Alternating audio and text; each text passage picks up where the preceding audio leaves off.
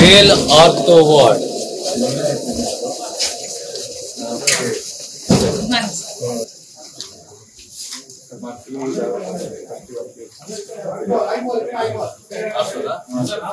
We have CM facility.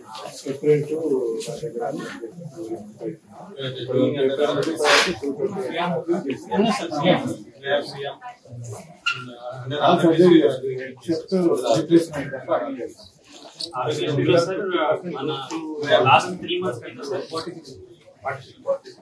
Arogyashrilo district should first number of claims, sir, and you also 1 crore.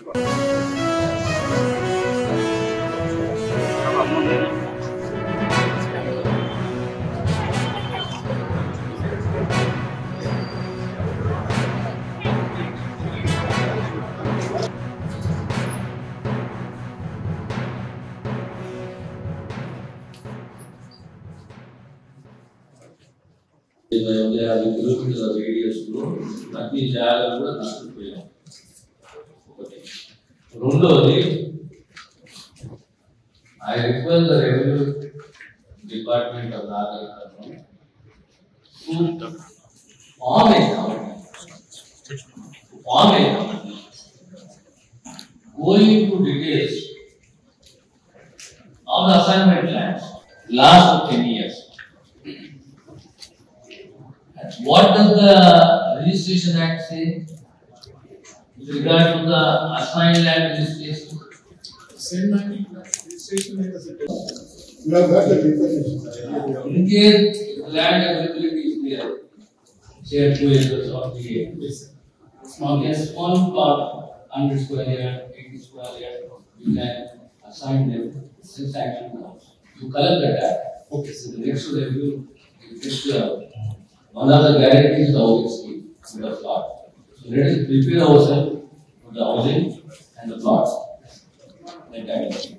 This is true. So no land is available here. Everything about the work properties and the properties, what do you call it? Endowment properties here. Review meeting.